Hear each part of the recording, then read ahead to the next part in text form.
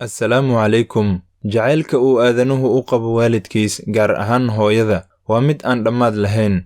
Waxayna ku mutaysatay sidii ay kugu soo dhibtootay laga soo bilaabo markii ay caloosha kugu xambaartay ilaa aad ka noqotay qof xoog leh oo isbixin kara. Darteen ayay hooyo habeenno badan u dhafartay, waxayna naga ilaalisay wax walba oo dhibaato ah. Markaa miyaysan naga mudneen in wanaaggeedii aan annaguna samaan ugu beddelno? Haa, hooyo way mudan tahay intaas iyo inka badan. Laakiin waxaa dunidan guudkeeda saaran dad qalbigooda naxariista Alle ka siibay, oo waalidkood si xun ula dhaqma, kuwaas oo aan waxba ka garanayn macnaha dhabta ah ee waalidnimada.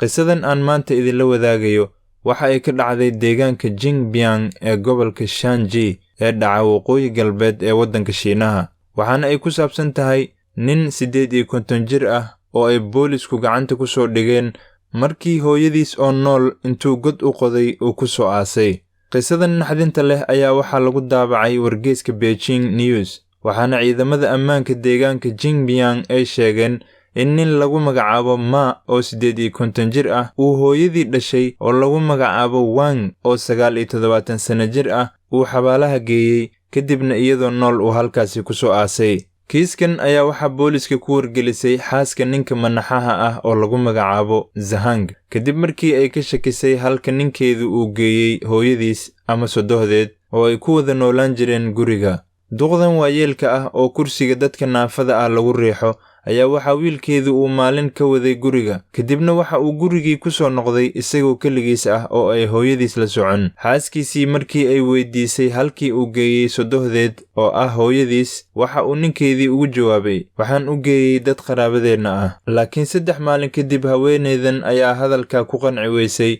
waxayna arrintii ku wargelisay booliska oo kadibna soo xiray Ma. Markii ay su'aalo weydiiyeenna waxa uu qirtay inuu 3 maalin ka hor hooyadiis ku soo aasay god ku yaala dhul buuraley ah. Markii ay boolisku gaareen halkii uu ninkan Shiineeska ah hooyadii ku soo aasay, ayaa waxay xabaalihii ka soo saareen haweeneydii da'da ahayd, laakiin markii ay dibadda soo dhigeen oo ay maro dusha ka saareen ayaa sida muuqaalka fiidiyoga ka muuqata waxaa nuuxnuuxsanaysa ama dhaqdhaqaaqaysa duqdii waayeelka ahayd, oo weli nool oo ay naftu ku jirto, walow ay 3 cisho dhulka ku aasneed.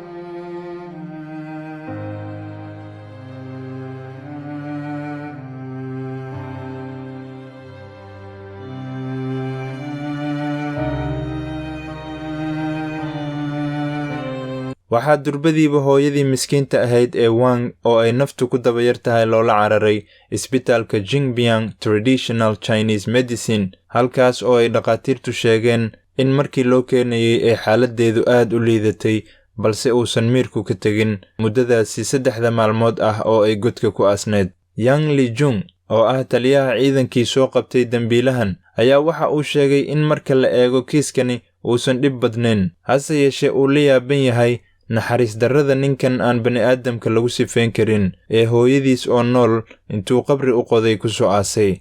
Markii la weydiiyey sababta ku kaliftay inuu hooyadii dhashay oo nool uu xabaalaha ku soo aaso, waxa uu ninkani sheegay inuu xoogaa isku buuqay oo aysan maskaxdiisu fadhin, isla markaana uu u dulqaadan waayey xanaanaynta hooyadiis oo u baahan dhowr jeer maalinkii in maryaha laga beddelo. Weli waxaa socda baaritaan ku aadan kiiskan naxdinta leh, iyadoo marka la eego sharciga Shiinaha ay warbaahintu sheegayso in ninkani isku dayay inuu hooyadii dilo uu mutaysan doono ugu yaraan 10 sannadood oo xarig ah, maadaama aysan dhiman haweeneydan, sidaasina kiiskan loogu aqoonsanayo isku day dil oo keliya.